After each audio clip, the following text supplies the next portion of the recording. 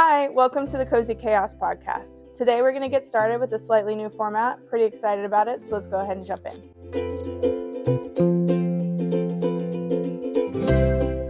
Hi, welcome to This Week in Chaos. So during this segment, I'm going to be talking about just kind of like my project update. So that'll be sort of the main event here.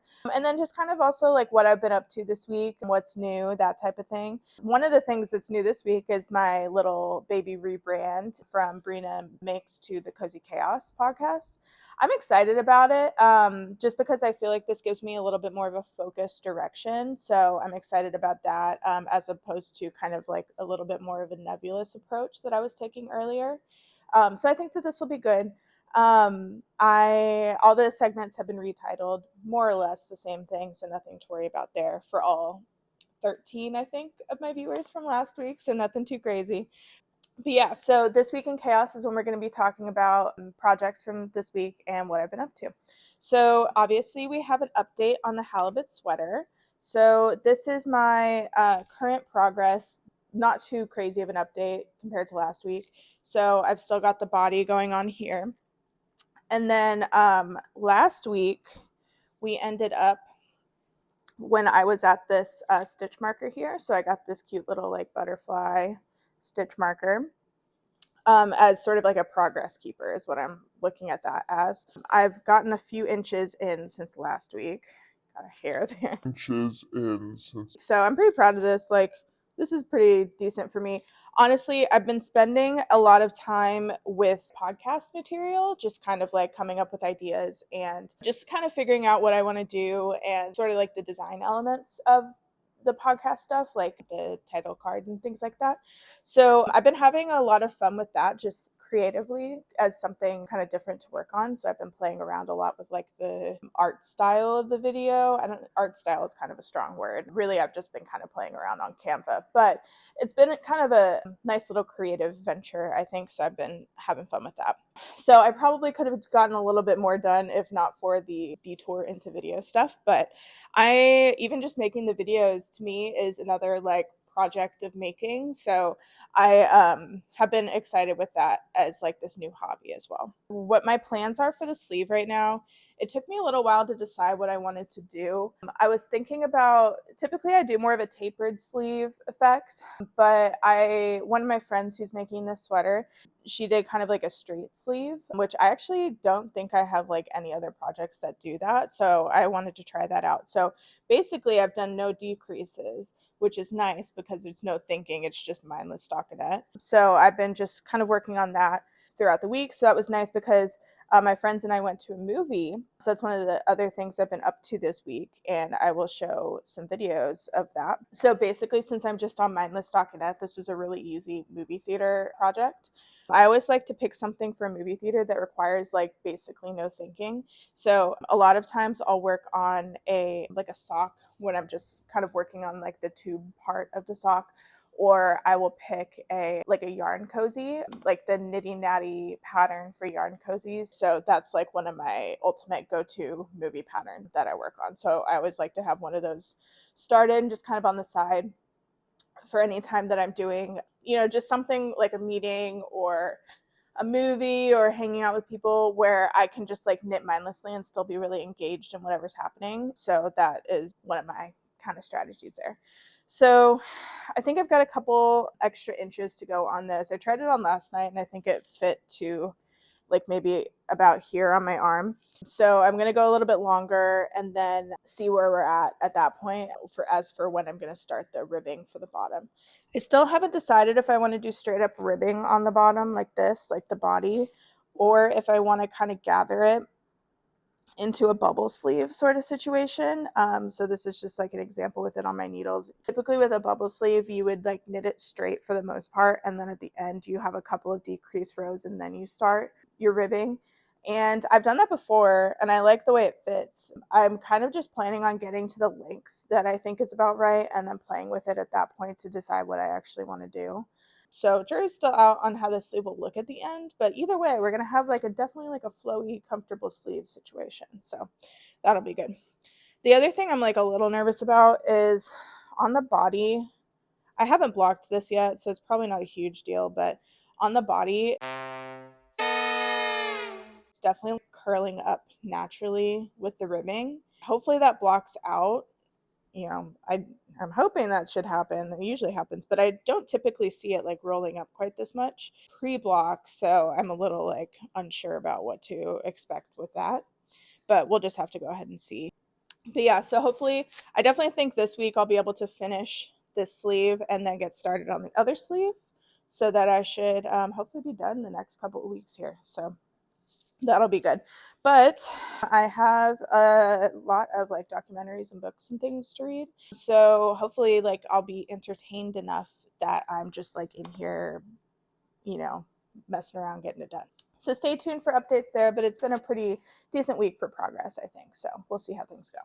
So a couple of other things I've been up to this week. Like I mentioned, my friends and I went to the movie theater and saw F1, the movie, which is about race cars and has Brad Pitt, which is cool. I was not expecting to like that movie, to be honest. Like, just the trailer, I don't think did it justice. And like, I'm not a huge sports person in general. I do like sports movies. I think it just like makes for really like easy, like goal in the movie, and you have to like practice and practice, and at the end they win the game or whatever. So I do like sports movies pretty well, but like just something about it like just did not seem very appealing to me. So I mostly decided to go with my friends because I wanted to hang out with them. I hadn't seen them in a while. But I actually really enjoyed the movie. I was surprised by it. One of my friends, Pamela, she's the one who had seen it. She actually saw it before, so she was seeing it for the second time with us, and she had recommended it. And like, great recommendation. I actually really liked it. It just like had like good story elements, and it was easy to follow as somebody who like basically couldn't care less about racing. So I liked it pretty well. I did think it was funny in some ways because it reminded me a lot of like the race car arcade games, like when you're just at an arcade and like you're sitting in the little like race car driving simulator.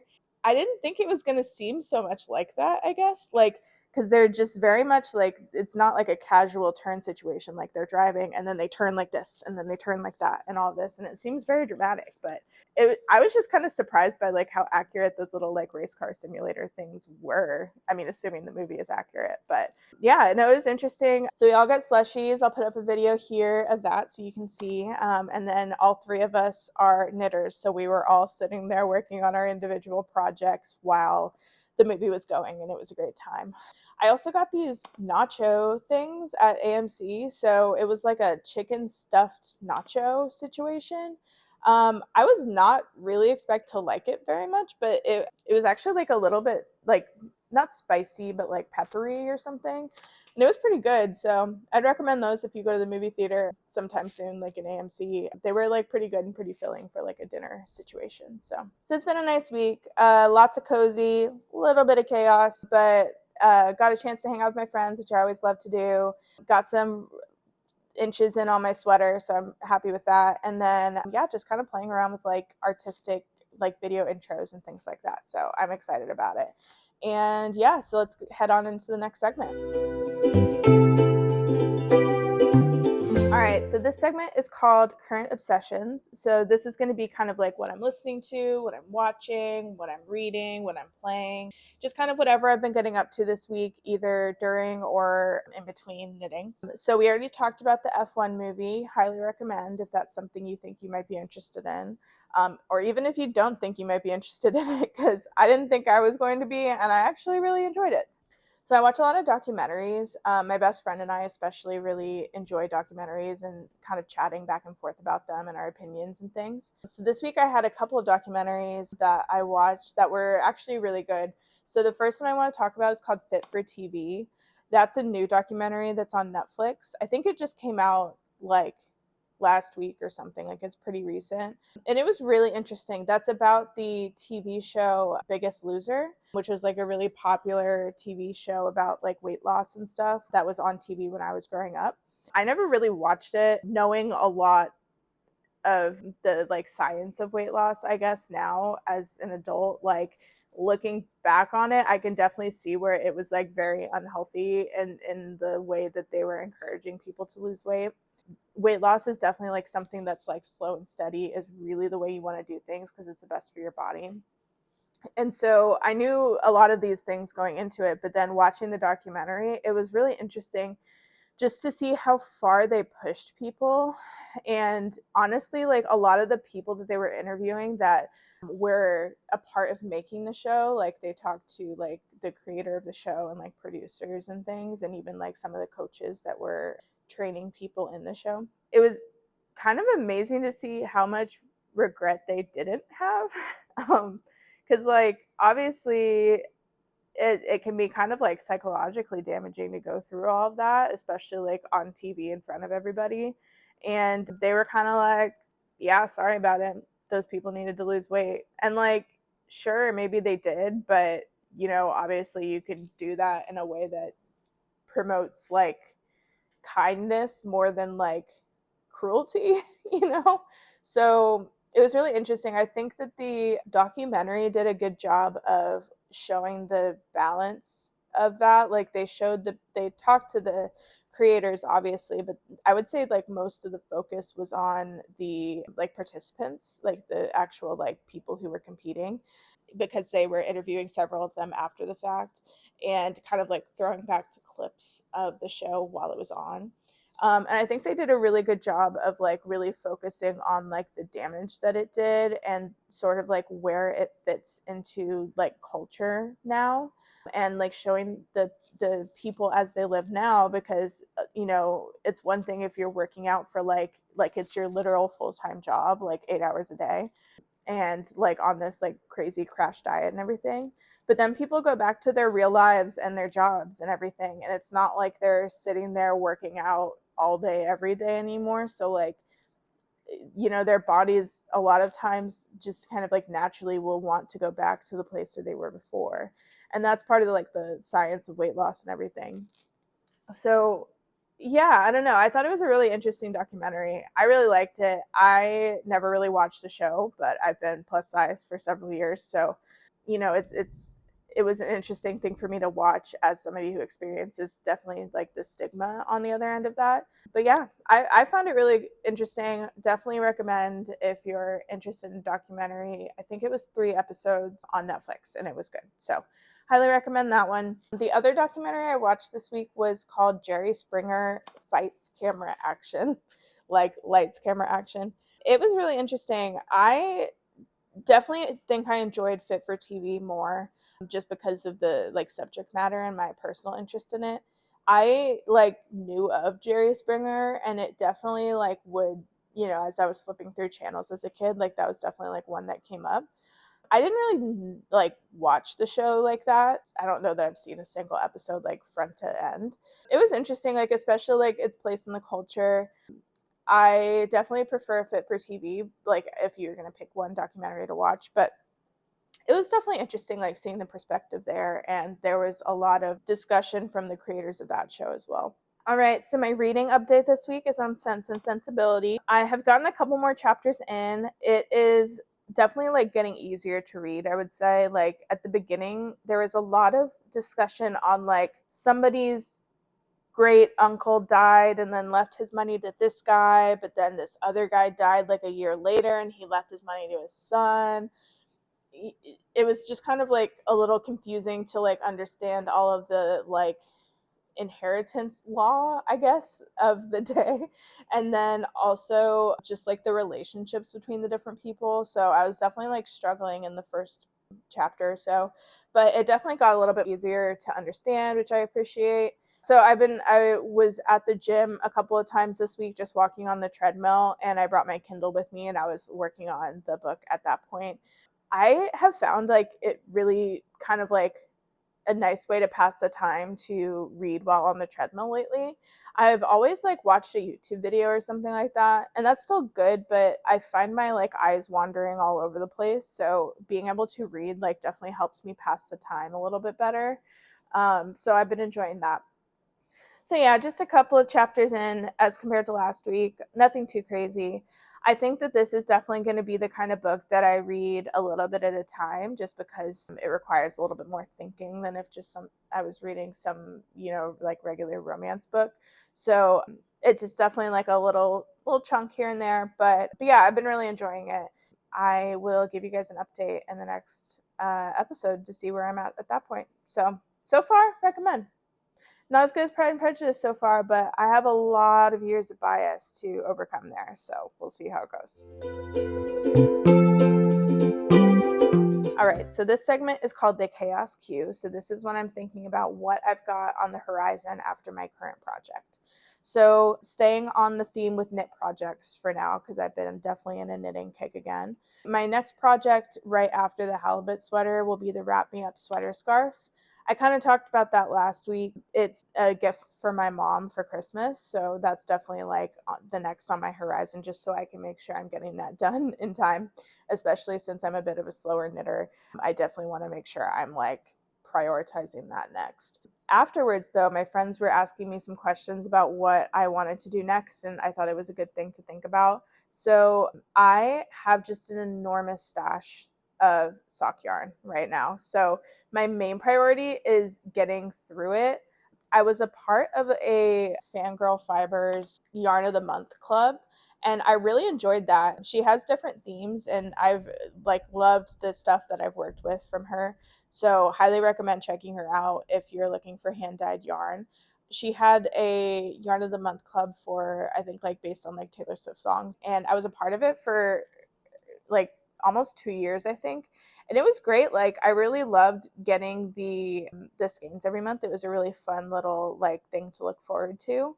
But now I have just like dozens of skeins of single skeins of yarn. Like no two are matching, obviously, because they're based on different inspirations. So I just have so many single skeins of yarn, and I'm trying to figure out some ways to get through some of them in a sort of like as many skeins of yarn in one project as I can. So I think that I'm going to be looking into maybe a patchwork sweater next, just so I can use different skeins of yarn at one time and have it kind of like be a cohesive project. Since I have so many different skeins, the nice thing is that I can kind of like pick my own sort of like color story based on various skeins that I have. So I already have some yarn caked up that is like they're all kind of generally in like a pinks category. So I like the idea of making sort of a patchwork sweater that kind of like keeps, still like make it look like a cohesive piece, but using up lots of different kinds of yarn. So I think that that's one of my plans next. And yeah, so that's kind of like vaguely on the horizon for knitting. I also have some plans for doing things to my house. So I definitely think like as like a maker podcast, not specifically into knitting, I definitely want to bring you guys along for some of that as well. Let me know like what you'd be interested in seeing first, if you're interested in seeing a little bit more of like a thrift flip DIY situation, or if you're more interested in seeing the next sweater next, because I definitely want to like take your guys' opinions into account as well. So please let me know down in the comments. All right, so this segment is called Tangled Mess. This is where I'm going to be reacting to just kind of like funny, chaotic crafting stories. I am going to be sourcing them from Reddit for now, and if anybody watching wants to submit their own like crazy, funny crafting story, I would love to react to those on a video. So please leave those down below in the comments if you have any. Would love to kind of like poke fun at each other together, all in good fun. So this week I've got some from Reddit, and I've got my laptop right here that I'm going to be reading them off of. Just based on the title, I have a kind of crafting fail story to share of my own. So the title here is, what is your worst/funniest knitting mistake as a beginner? So this is from r/knitting. I would say like my like funniest mistake looking back on it is I had made like a stockinette scarf before, and I was trying to make a hat that had ribbing on the brim. So once I had cast on my stitches, I immediately had to go into like 2x2 ribbing or something like that. And I restarted the ribbing on that hat like 6 times or something stupid, because I would do it and I would do the 2 knits, 2 purls, 2 knits, 2 purls, and it would literally look like crap. like kind of a literal tangled mess every time. And I just could not figure out why, because I knew how to do knit and I knew how to do purl. So why was this not working? Um, until I finally realized that you have to move the working yarn from the back to the front if you're doing a purl before you do the purl. So I was basically like purling with the yarn in the back, which is not how that works. So once I finally like watched a video or something and realized my mistake, it of course like turned out perfectly the second I figured that out.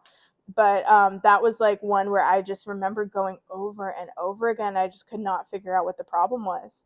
So that's like, it's definitely something I could have Googled and saved myself a lot of trouble for. But yeah, while that is kind of funny, I feel like we can do better. I feel like there are funnier crafting fail stories. So I'm going to be reading off of this subreddit to react to some real time. So I had skimmed this subreddit before deciding to pick it. So I had actually seen this one before, and then I decided that it was going to be a good post to look for fails on. But this one says, I didn't understand mitten patterns and I made 4 thumb gussets, which I thought was amazing. That's hilarious. So basically, if you think about wearing like a glove, when you're making mittens, typically like the main part of your palm is sort of made like a sock, and then there's this extra part called a gusset that just kind of like covers your thumb. So it's like one tube and then a separate kind of offshoot tube to fit your thumb. So this person basically made like 4 separate thumb parts in addition to the part where you put your actual hand, which first of all is impressive. Like I would love to see a picture of that, just because I don't even know how you would like work out your stitch count or anything having done that. But like, that's incredible. That's amazing. There are some pretty good comments under here as well. One person says this would be a fabulous prank gift for someone who is all thumbs, which I thought was awesome. A lot of people are basically making 2 mittens of one side because the pattern would be different for each hand. So they're like, I made 2 left hand mittens and then I never made a mitten pattern again because I was so frustrated, which is funny. Another commenter says, I did this. The pattern was perfectly fine, but didn't explicitly say to only do the thumb increase on one side. So I was like, surely I need to do it on both sides, front and back on the magic loop. So they're symmetrical, not realizing that the gusset would wrap around when taken off the needles. So it ended up being twice as big as it needed to be. Another commenter says that they didn't understand how yarn weight had affected gauge yet. So I used a worsted weight pattern for a fingering weight beanie, and I ended up with a parachute instead, which is a classic mistake. I feel like every knitter makes this mistake at some point or another. Amazing, perfect, love to see it. We all have made something that fits like crap as we kind of come up and learn on our knitting journey. So that's just like all-time classic. Love to see it. All right, so for this next one, I'm going to explain something before I start, which is what a Fair Isle knit is. So basically, it's like a specific kind of color work knitting, meaning that you're taking more than one color and putting it into the project. And the Fair Isle sweaters are just like gorgeous. Typically, they're made with sort of like a round construction, almost like my halibut is, and they have like lots of different colors and are just like very beautiful to look at. The thing with colorwork patterns is you typically have a tighter gauge because you are going between colors so much that it just ends up like kind of making almost everybody's gauge get tighter. So a lot of times you would like size up in your needles in order to accommodate that. So, kind of disclaimer aside, this commenter says that they were ambitious and chose a beautiful Fair Isle pattern. First time trying one for my first pair of mittens. The thing was knit so tightly I was never even able to put my hand in it. And that was last week. So that was pretty good. I've been knitting for like 4 years or so, like consistently. And I've never really done a Fair Isle pattern. Like I've done, I mean, really the halibut's like my first major color work project. And I don't know that that would be considered a Fair Isle pattern. Needless to say, like Fair Isle is a generally pretty like advanced knitting technique. So the fact that they picked this on like their first project is like so ambitious and so cute, and really funny that they basically, it sounds like they knit like an American Girl doll mitten for like an adult sized hand. So another classic knit that doesn't fit, but in the opposite way as the parachute beanie situation. Another commenter said that they were already quite advanced, like a pretty practiced knitter at this point, when they wanted to learn how to knit two socks at a time on a circular needle. And they were watching the movie Inception at the same time, which, if you haven't seen it, the plot requires some attention, and ended up with two socks sealed together, which is incredible. I have a cousin who does the two at a time method for like mittens and socks. I've never done that. It seems a little intimidating to me, just even like keeping track of like multiple skeins of yarn at once. So I'll stick to my one sock at a time, but it does sound like I mean, it seems like a good strategy for people who like it, but I should probably try it before, I disparage the technique, but it just seems like kind of a lot for me. So that's never something I've done.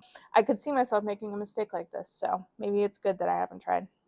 Oh, it looks like another Redditor had the same issue as me. So they say, my first time knitting ribbing, I didn't know that you had to move the yarn from the front up to the back of the needles. So you can imagine the tangled mess I made. And somebody said that they were moving the yarn back and forth over the needle instead of through, which is another classic. So yeah, I'm glad I'm not the only one who had that problem. I think it's a pretty like typical first time knitter issue, but I just feel like people can explain that a little bit better. Like I did not figure it out until I watched a video on like specifically how to do ribbing. So I feel like maybe there's a little bit left to be desired in terms of like how maybe like patterns are written or something. I don't know. Another Redditor says that they have not so much a mistake as a silly memory. So her son wanted to learn how to knit, and he was maybe 6 or 7, and he caught onto the knitting part just fine, but could never really master the purl stitch. So he would knit a row and then hand it to his mom, and then the mom would purl a row. And so they would sit together on the sofa and like pass the work back and forth, which is very cute. And I feel like that kind of like makes it more of a group activity, like that you would, I mean, obviously you would share that with your son with just kind of like teaching them maybe, but like to actually like physically both work on the project. I think that's really cute. I think that's like, kind of like what I mentioned last week where I was knitting those socks at the concert, how it felt like I was kind of like knitting the experience into the socks almost, like just because I always have that memory attached to that pair of socks now. So I like the idea, like you would always have that like shared experience kind of like baked into that piece, and I think that that's really sweet. I think that's nice. Okay, this one is really funny. Somebody says that the first time they knit a sweater in pieces, so rather than like constructing it all at once, it was probably like made in panels. They sewed the back on as a sleeve and sewed the sleeve on as the back, which is really funny. I don't even know how you would like get yourself into that situation, but I think that's amazing. Some of these things where it's like, once you know what you're doing, it's hard to imagine like how crazy things can get sometimes. But when you're a beginner, like you just don't know. You're just doing what you think is right. So I'm just like, how would you even like think that those things fit together? But I'm sure that it like made perfect sense to them at the time, which is that's really funny. I would also love to see a picture of that one. For some of these comments, I definitely feel like people should be required to show a picture because I'm like, I want to see what these crazy things are. Like, give me a laugh, please. Reading them is enough, but sometimes like seeing the chaos just makes it like that much better. Amazing. So that's this week's Tangled Mess. I would love to hear if you guys have any like kind of crazy crafting stories. It does not need to be knitting, it could be any type of craft. We all have been there where we've made a crazy DIY fail. So I want to hear about it. Please tell me about yours, and I will, keep reading from Reddit in the meantime, because if we know one thing about Reddit, it's that there is always a source of craziness. So we will see you next week with this segment. All right, so this segment is called Controlled Chaos, and this is going to be where I just kind of give a tip of the week for crafting to help control your chaos a little bit. So this week, I'd like to talk about the Volare pillow. So this is a pillow that basically like helps your posture while you're knitting or kind of working on anything that's like right up here, like in your line of sight. So, I always found myself like kind of hunching over my work and like rounding my back and rounding my neck in order to see what I'm working on, and then having to hold your arms up, which is just isn't very comfortable for a long period of time. So almost anytime I'm knitting at home, I have this pillow on kind of like around my middle, and then I can rest my arms on it, and it just generally helps your posture. So you can see this video of me knitting. This is like kind of just me in my natural environment, like how you'll find me knitting 90% of the time when I'm at home. And, I just always find myself reaching for this thing almost every single day. If I'm sitting and knitting, I'm going to be using it. So I highly recommend this. It is, if I remember right, somewhere around like $80. So it felt like a splurge. Like, I remember when I was thinking about buying it, that it just felt like such a like indulgence, I guess. And it took me a long time to really pull the trigger on it. But I use it every single time I knit. And honestly, I use it with my laptop, with my iPad, with all kinds of other stuff too. So I would highly, highly recommend in terms of keeping your posture a little less chaotic as you're working on your project. So that is my controlled chaos tip for the week. Alrighty, so we're nearing the end here, and our segment is called The Queen of Cozy. So this is kind of replacing the Millie's Corner segment from last week. The Queen of Cozy is, of course, my dog Millie. She is the coziest girl you could ever find. She is sleeping all day, every day, basically wearing her cute little pajamas. We love to see it. And yeah, so this is just kind of a little segment where I'm going to show some videos of my dog Millie and what she's been up to this week, because let's be honest, we all want to know. So this week was kind of a big week for Miss Millie. We had a nail trim experience, which is always just so tough with my girl Millie. She does not like having her nails trimmed at all. And she is a big girl. She's a pit mix. So she's like 90 pounds, 80 pounds. So imagine trying to hold a dog still while they're flailing around all over the place and panicking while you are trying to cut their nails. It's like a giant toddler throwing a fit. So it does not work sort of the like traditional way. So what I did is I got a basically like a dog hammock that will fit her, so she's suspended from the air and she can't go anywhere. And I kind of like go underneath her and trim her nails. So I got this a few months ago, and honestly, best investment I could have made. I have never been able to cut her nails as well as I can with this thing. It's ridiculous. I had to get a like hammock chair holder thing, like in order to have something to actually hang the hammock on, because all these people with smaller dogs like Yorkies will like just hang it off their like shower curtain or their door frame, and I'm like, I have a 90-pound monster here, like that's not going to work. So I use it as a hammock chair most of the time, like just to hold my hammock chair. But when I'm not using the hammock chair, the whole reason I bought this is so that I could put my child in a little doggy sling and get her nails cut. So I had a friend come over, and he was holding like a little jar of frozen baby food, like just too far away from her face so that she would be distracted while I was doing it. And so, and also I kind of need help like physically putting her into the thing, because she is, you know, she's just a built solid girl, built solid lady. So I need a little backup getting her in there rather than doing it on my own. But it was amazing. Got all of her nails. Second time I've used it, and like so happy. She looks ridiculous. One of my neighbors like crossed the corner and saw us, because I don't have a yard, like I live in a condo, and he just like bent over laughing, like doubled over, and it was so funny. And I admit it's crazy, and I also look crazy. Like Millie's not the only one looking crazy during this thing. I had my headlamp on. I usually get some baby food in my hair because she's just like frantically licking the baby food, which is like her treat to keep her distracted. And like I'm just down under there. Like I got kicked in the face a couple times. She didn't really do it on purpose, but it is still a little baby kick in the face. But I got a scratch actually on my arm this time for her just kind of just like mild panic, but she can't do anything in the hammock. So she's going to be panicked either way. This way, at least she's panicked with shorter nails. So It's definitely an adventure. I think it went pretty well considering all the effort that goes into it. She was a little freaked out, but for our second time using it, I was really happy with how that went. So that was the big exciting Millie update. So the Queen of Cozy, her update was a little less cozy this week and a little more chaotic than normal, but it definitely is worth it. And yeah, so if you're ever thinking about getting a dog hammock, if your dog is like not good with nails, like genuinely recommend.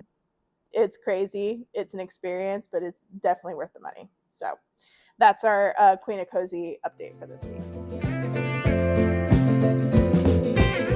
Thank you for joining me today for the Cozy Chaos podcast.